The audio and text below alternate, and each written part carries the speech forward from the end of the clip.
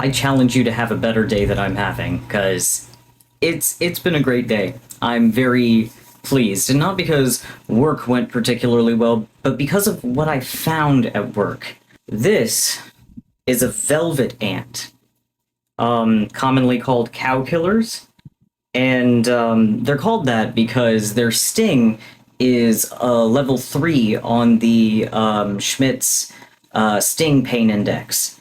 They have a very powerful sting, and so when they sting cows, cows will like be lame for about a day. They just simply won't be able to walk. The sting can last as long as 30 minutes, and it's a pretty excruciating sting. Why am I so excited about capturing an animal with a ridiculously powerful sting? Well, because they're cute and fuzzy and bright red, and I have a desert ecosystem that would be perfect for them. And they can live communally with blue death fanning beetles, which I already have in here. So I'm very excited to give this little lady a home. How do you know it's a lady, Arthur? Let me explain. These are parasitoid wasps, wherein the males have wings and no stinger, and the females live on the ground and have a stinger, which is a modified ovipositor, but let's not get into that. Basically, they're parasitoid wasps that prey on ground bees and ground wasps. They'll enter the burrow where the wasp or the bee has its larvae and eggs, and they'll just lay their little egg and carry on. And then their larvae will hatch and sustain themselves on the host organism and leech off all their blood until the host organism dies. They're really cool, and they actually make fantastic pets. They're not very difficult to care for. You just kind of have a lot of horizontal space. They'll utilize all this space, and you feed them things like an approximation to nectar. They'll eat beetle jellies that you can buy. They'll eat like if you cut up a piece of fruit and put it in there, they'll eat it. They'll eat sugar and water. they're very easy insects to keep. So I've been very excited to get one for a while.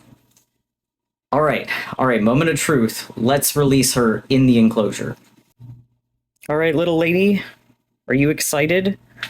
Are you excited to go to your new home with your new roommates, who are somewhere in here, presumably? One likes to hide in this little thing. The other likes to hide kind of behind it. But I checked. They're alive. They're just hiding. Okay, I'm a little nervous, but I'm going to try and drop her back there in the back of the enclosure.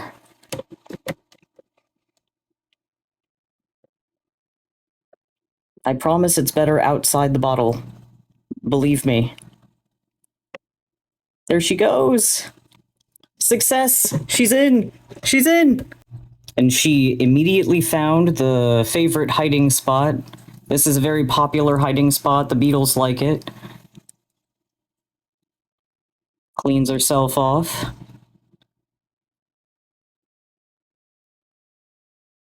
And, I'll give her a little bit of time and then feed her. Alright, so here she is exploring. She explored for like a minute or two when I first put her in, and then she kinda dug underneath the substrate to hide. She was a little stressed out. But since then, and after about 24 hours, she is out and about once again, exploring the entire enclosure. She's so gorgeous. Like, look at that bright red.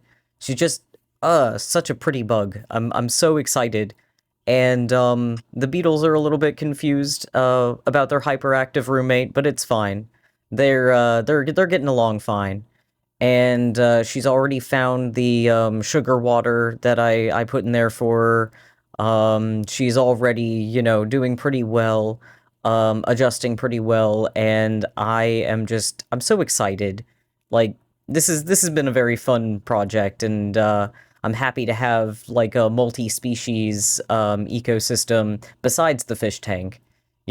because people know that you can keep multiple fish species in an aquarium. They don't necessarily know about these fun projects that you can do with insects.